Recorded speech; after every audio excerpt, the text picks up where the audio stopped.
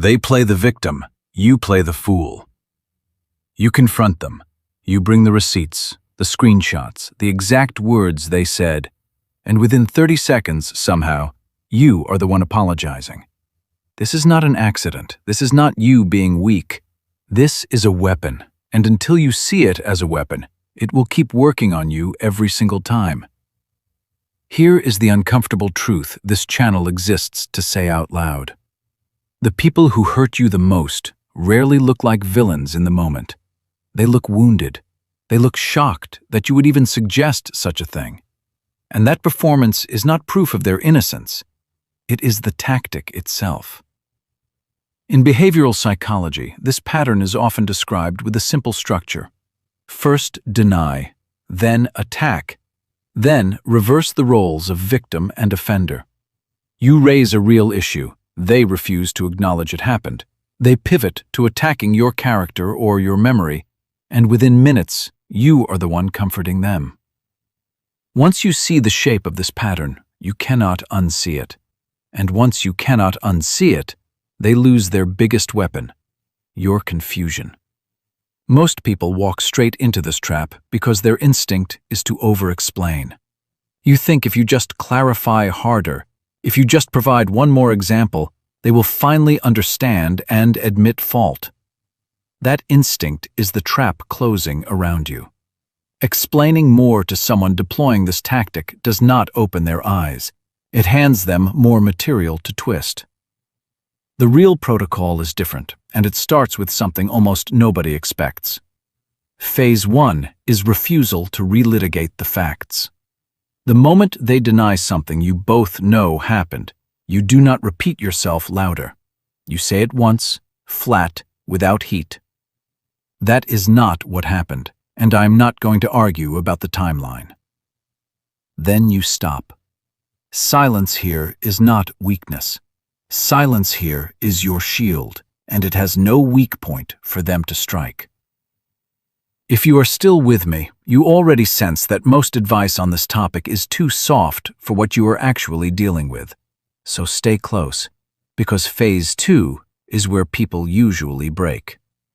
Phase 2 is naming the pivot out loud, calmly, the instant it happens. When they shift from the actual issue to attacking your tone, your past, your character, you interrupt that shift by naming it. You are changing the subject from what I asked about. Not shouted, stated, the way you would state that it started raining. This one line is close to checkmate in this exchange, because it exposes the entire matrix behind their performance. The tactic depends on you following the pivot. Refuse to follow it, and their audience disappears. This is exactly the moment where most people fold, apologize just to make the tension stop, and hand back every inch of ground they gained. Do not become that person. Holding this line is the actual skill.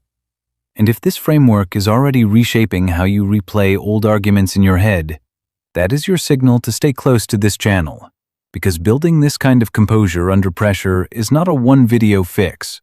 It is a rewiring. And we are just getting started. Phase 3 is the exit line, prepared in advance so you never have to improvise while your nervous system is flooded. Something as short as, "We are not resolving this today, and I am stepping away from this conversation." No slammed doors, no raised voice, just a clean, calm exit that denies them the reaction they were fishing for. This is behavioral physics, not mood. Their escalation needs your dysregulation as fuel. Deny the fuel, and the weapon is neutralized. Notice what none of these 3 phases require. They do not require you to win the argument. They do not require the other person to admit anything, apologize, or even understand what just happened. You are not doing this to change them. You are doing this to stop investing your peace of mind into someone else's performance every single time they stage it. And here is the question worth sitting with.